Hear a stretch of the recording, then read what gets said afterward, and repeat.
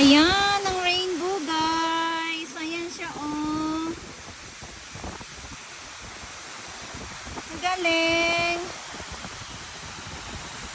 So, nag-iisip kami ngayon kung saan kami dadaan. Either sa harap o sa likod. Kasi sa likod, hindi mababasa. O, diba? Kasi dyan yung daanan namin. Ayun, ang